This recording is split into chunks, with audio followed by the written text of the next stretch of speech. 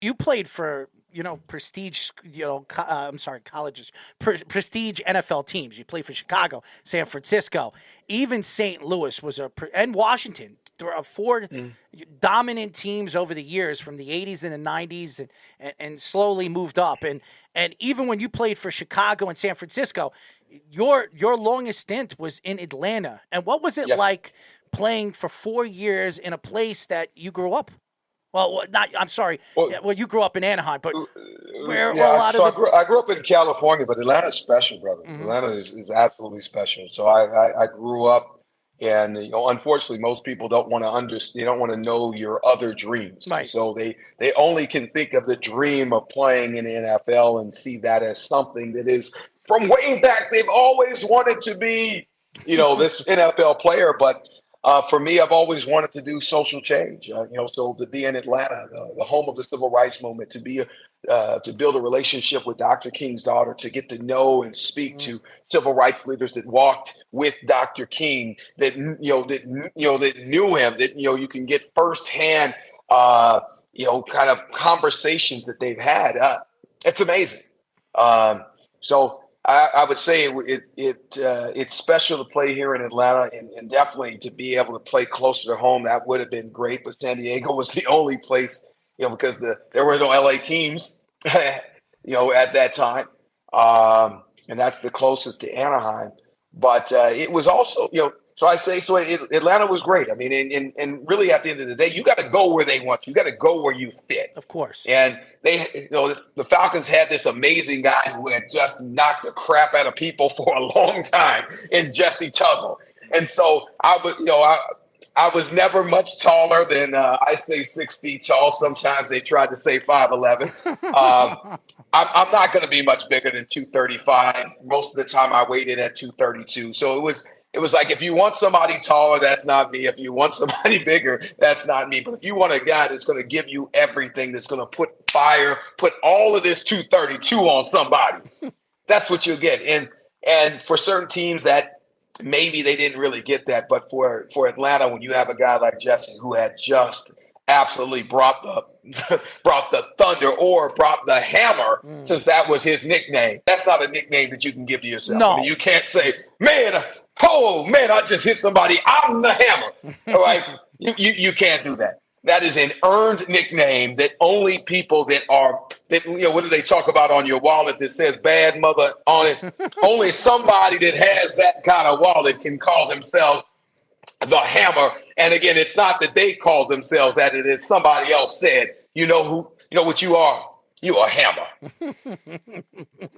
We were talking to 12-year NFL linebacker Chris Drafton.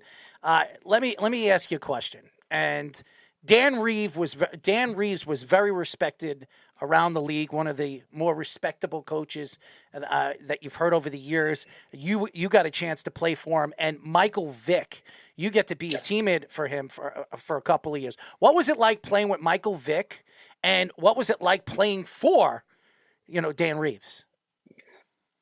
Yeah, I guess I'll start off with Coach Reeves first, and you think of a guy that really has a pedigree as it relates to the NFL, from being a player for the Dallas Cowboys, and then being a coach, learning from a Tom Landry. Landry comes from that Giant family where he coached with Vince Lombardi, so you have this great legacy that he transitioned in the coaching of the Denver Broncos and the Giants, and then down to Atlanta.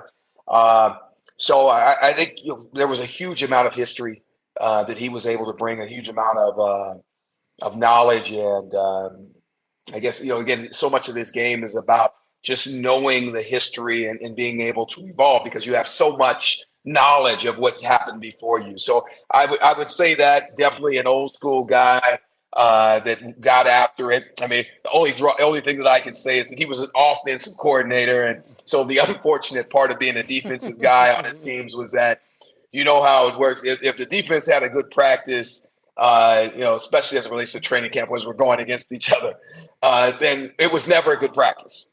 The only way it was a good practice is if the offense had a good practice. So it would kind of create this little bit of tension. But football's all about tension. right? So got to say that again. What an honor to be able to play under Dan Reeves for 4 years. But now I'll transition to Mike Vick. All right, Mike Vick. We have a guy down here in Atlanta. There's a statue outside of the State Farm Arena, and Dominique Wilkins was called the human highlight film. All right, and I think you could basically put that name on Mike, on Vic. I mean, like that's what people when they showed up. And they showed up all around. So not just here in Atlanta. When everybody showed up to a game, they thought like most amazing, athletically gifted, just ridiculous type people that I might see something out here at the stadium and I'm going to see it. Everybody watching, you're going to get at least a 5-second or 10-second delay. But I'm going to physically see it where I can say I was there on the day that he ran in overtime in Minnesota. And he said, the game is just over. Let me hit that button, that burst button that says, you can't touch me. It's almost like MC Hammer is playing, you can't touch this as he's running. And the guys are saying, you know what? Dang, we can't. So that's what Mike, I mean, at any time you can see something amazing. And he literally scared a lot of people, because of his skill set, really made them question. I think when you talk about greatness, there's folks like Mike that just absolutely scared people. I'll say that I had my rookie year was Barry Sanders last year, and as quiet as he is, you talk about walk softly and carry a big stick. Well, that is Barry Sanders, in that he didn't have to say nothing, but he scared the absolute HELL out of every team that he played against, right? So Mike was more flashy in terms of his energy about it, but a very similar type of feel that, oh my goodness, I can't miss this game. I've got to be there because I want to be there when he does something ridiculous, so I can say I was there when he did something ridiculous. I'm sure playing against him in Carolina when you went there wasn't fun either. Having to adjust to that. Oh, well, I'll tell you this. We actually won 3 out of 4 games when I was with Carolina. And just to be real, because I had played defense on Atlanta, and I told you that Coach Reeves was an offensive coach, and there was a little animosity as it relates to that. It meant that we didn't go live often. So for the Carolina Panthers, they were like, oh my goodness, we're going against the Falcons, because over the last 5 years, we had beat them 9 out of 10 times. But for me, coming from the Falcons, I was like, yes, we get to play the Falcons. So I remember you totally guys, different mindset. Yeah, I remember you guys at 05 too, because as you see, I'm a Giants fan, and you guys shut us out in the playoffs that year, 23-0, and you guys went to the NFC Championship game. Very impressive year. So we were talking about a lot of the different players you played against. What about a team offense? Is there any team offense that in particular was tough to play against? Who would it be and why? Man, the greatest show on turf, brother. When the Rams were rolling, they had so many weapons. When you're looking at right now that Kurt Warner's already in the Hall of Fame, Marshall Faulk is already in the Hall of Fame, Isaac Bruce is already in the Hall of Fame, Torrey Holt is on his way to the Hall of Fame, Big O is in the Hall of Fame. I mean, come on, man, right? Like that's what. And then you throw in an Akeem and a Ricky Prohl, and now you've got this team that is just.